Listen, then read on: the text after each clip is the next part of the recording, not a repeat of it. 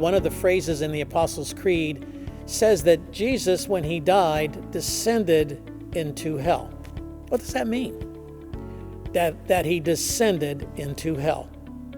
Some translations of the Apostles' Creed actually insert the word Hades instead of hell, that he descended into Hades. Are Hades and hell the very same thing? I don't believe so. Let me read a story to you that Jesus told his disciples and the crowds around him. He says, there was a rich man who was dressed in purple and fine linen and lived in luxury every day. At his gate was laid a beggar named Lazarus, covered with sores and longing to eat what fell from the rich man's table. Even the dogs came and licked his sores. The time came when the beggar died. No one expected that. And the angels carried him to Abraham's side. The rich man also died. No one expected that, and was buried.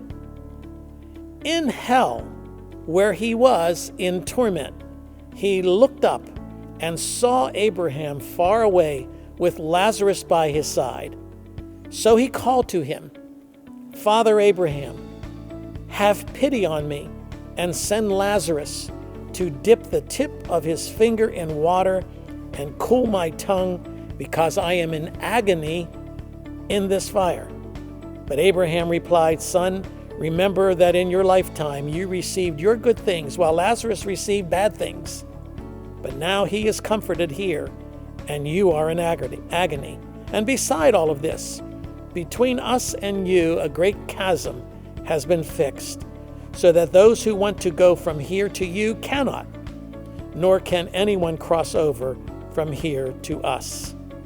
And again the rich man began to beg Abraham, Send Lazarus to my father's house, for I have 5 brothers.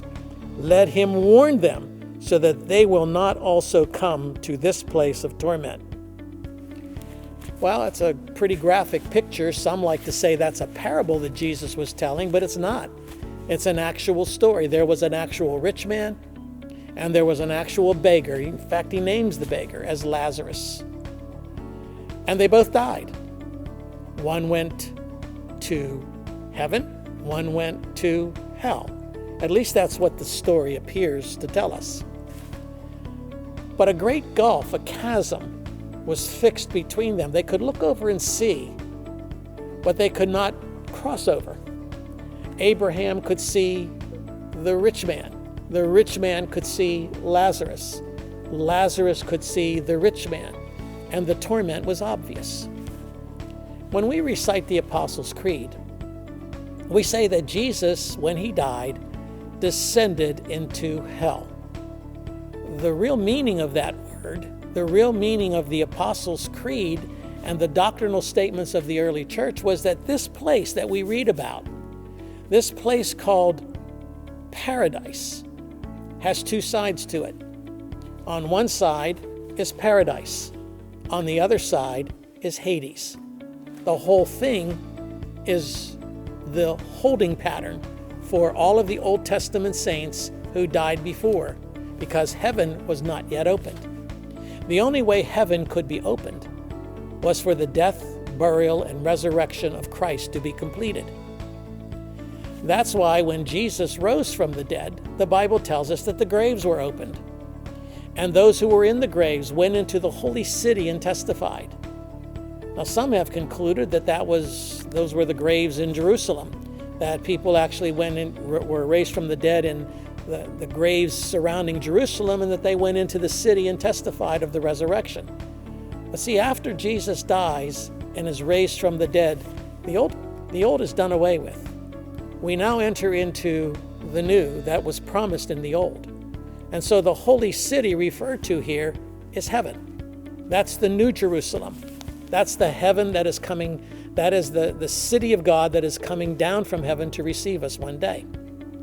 So heaven is opened to all of those Old Testament saints who died, all of those Old Testament believers who died, all of those Old Testament unbelievers who died were sent to one of these 2 places. They were sent to Hades or hell or paradise. That is where the great gulf separated the two of them. So when Jesus died, he goes into Hades. He goes into that place. He stands in that chasm, and he releases the prisoners that were taken there. He releases those who were unbelievers to be cast into hell. He releases those who were in paradise to be received into heaven. Now we know that because he said that to the thief on the cross. On the cross, he told the thief, "This day you will be with me in paradise." Well, that thief only had to wait 3 days before paradise was unlocked. We are told in Jude and 2 Peter that Jesus went to preach the gospel to those who were the spirits taken in the day of Noah. That's post-flood. That's the Old Testament era. He went to proclaim the good news that salvation has come. When Jesus was raised from the dead, the graves are opened. There is an ascension that takes place. There is a reception into glory that takes place. And so when we say he descended into hell, we mean that he took upon himself our hell. He paid the price of an equivalent of an eternity in hell for us. And where he went when he died was to preach that gospel to those who were waiting for that full and complete access to eternal glory. I know it's confusing. I hope this helps. I hope it actually precipitates more questions for you, because we truly do want to know that there is an eternal heaven to be gained, eternal hell to be shunned.